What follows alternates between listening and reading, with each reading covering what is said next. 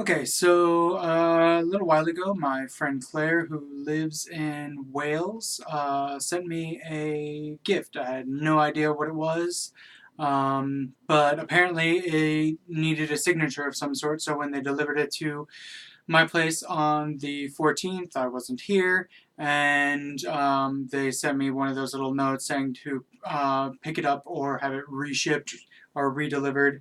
And so I went online to get it redelivered and picked a date, and they delivered it the day after it, so I wasn't there again. So today I got to go to the post office, which isn't a huge deal, but is a little bit of a trek.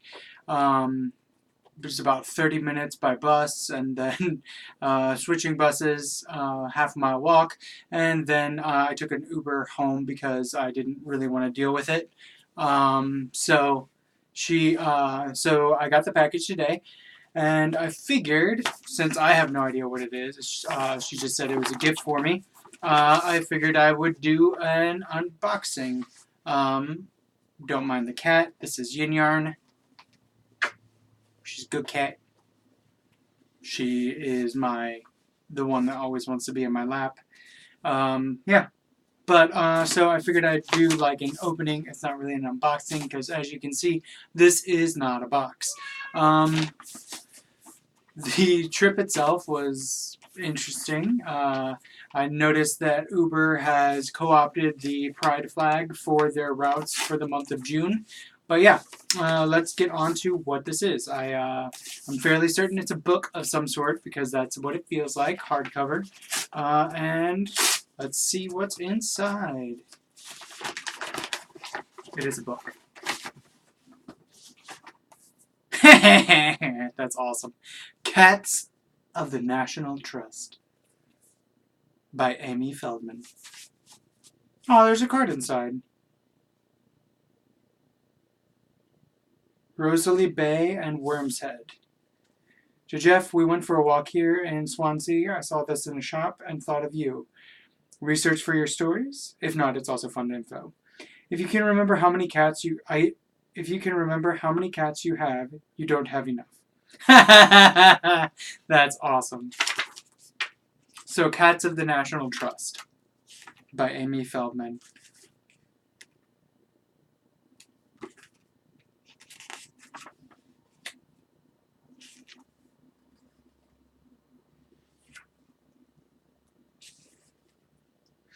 Oh my god, this is pretty cool.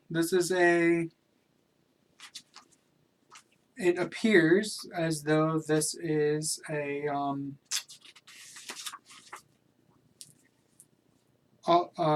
all of the different breeds,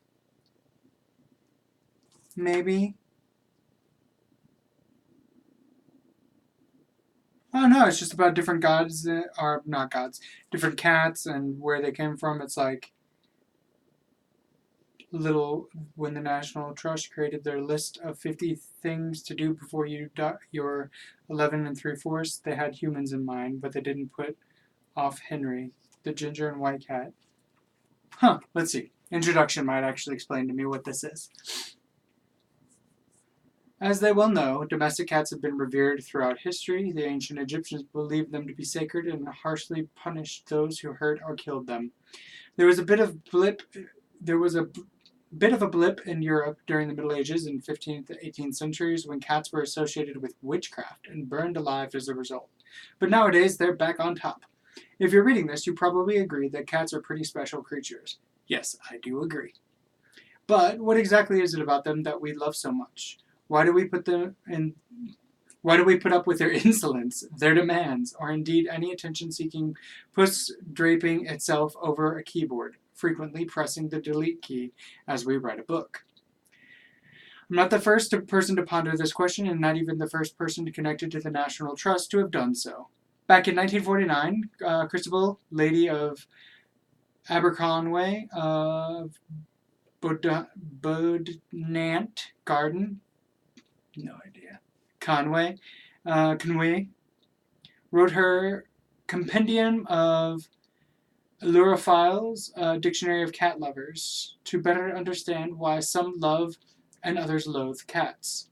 See page 23. What's on page 23?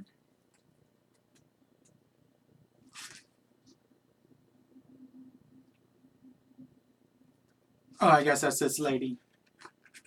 Look how pretty that cat is. I've become a crazy current person. Okay, whatever.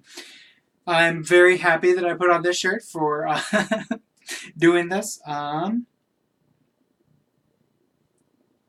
Playwright Bernard Shaw of Shaw's Corner, Hertfordshire, had the answer. One understands the possibility of cat worship better than when looking at them. Stanley Weintraub, 1989. As their popularity on social media demonstrates, cats are undeniably attractive and amusing to look at. But having written this book, I'd argue it's their personalities, their individual quirks, loves, and fears that make cats so endearing. I've learned to, of rescue kittens brought in. I've learned of rescue kittens brought into the properties as mousers who have become valued and beloved members of staff. The pets of live-in staff that have carved out their own roles in the team. Many stories are historical, captured in diaries and snapshots of families who used to live in National Trust properties, including, of course, Christabel Aberconway, who, 60 years after writing her dictionary, has become an entry of our own book of cats and cat lovers. While each cat I've learned about has been unique, they have one thing in common. Getting to know them has been a joy. People at each property talked lovingly of their cats. Many told of Moogies that have become as photographed as the garden, how visitors will request information about them as frequently as they do the history of the house or directions to the cafe and toilets. I like how cats are requested just as much as where's the bathroom. Uh, for cats bringing us laughter and friendship, and the occasional mouse. This book is a celebration of these enchanting creatures and of the people who serve them. Definitely true. You definitely just serve cats and their needs. Um,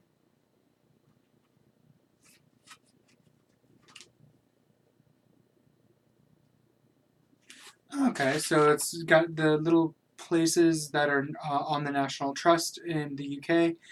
The pet photographer Edward Chambre Hardman at 59 in whatever street in Liverpool photographed Juniper. That's our first cat. Um, Shania Bassett, the feline deity. Angelisa Abbey's bronze statue with patented red, green, and black marble. Most cat figures are represented in this seated position. Oh, when it's Basset. Who is Basset? I've heard the name. Goddess of home, domesticity, women's secrets, fertility, and childbirth. And cats. Originally represented as a woman with a lion's head, Basset. Um, Bastet. Whatever. Basset. Bastet was one of the most popular ancient Egyptian gods. Ancient Egyptian women were regarded highly and enjoyed most equal rights to men. So any god that protected them was considered important by everyone. After all, if she wasn't looking after you, she was protecting your mother or wife, sister or daughter. Each year in the ancient city of Bubastis, a festival was held in her honor. Bubastis. City of Bubastis? The reading is hard. The ancient Egyptians also revered cats in part because they helped rid the home of pests, including cobras. Huh, that would be interesting to see a cat fight a cobra. Cats belonging to royalty might eat from their owners' plates and amulets of cats, and litters of kittens were popular New Year's gifts. Dating from 750 to 250 BC, the bronze statue of Bastet at Ainsley Abbey, which depicts the goddess as a seated domestic cat, is the oldest item in the property's collection. Huh, and that's at Ainsley Abbey in Cambridgeshire.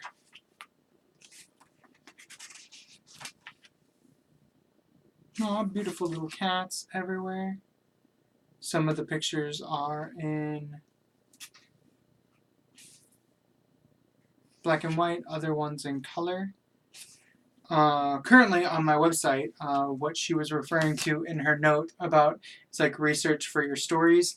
Currently on my private website, splashingpuddles.net, I have a few like cat diary journal type things. And I only have a few of them right now, I think 3 or 4. And it's actually diaries from the perspective of, right now, just Yinyarn, as she came into my house. Her name originally was Charlie, but she did not seem like a Charlie to me. And so I named her after the villain in Kirby's Epic Yarn. She was my first cat, and because of her, I have 2 others, and at one point I did have 4. Yeah, so it's fun when your friends know a little bit more about you than you'd like to admit, like that you're kind of a crazy cat person, which apparently I've become. uh, Thank you, Claire. This is an awesome gift, and yes, I think it might actually help with inspiration for some of the stories. Oh, they even have some of the pictures of cats. Or not pictures, they have pictures of some of the various portraits that have been done of cats that are in National Trust properties. Like the Songsters Cat Museum, or Cat Musicians. It's just looks like a cool little thing. Well, trying to figure this out is hard. There we go. Yep, Cat Musicians, and that's in Erdig, Wrexham, wherever that. I'm pronouncing these completely wrong. Come on, refocus.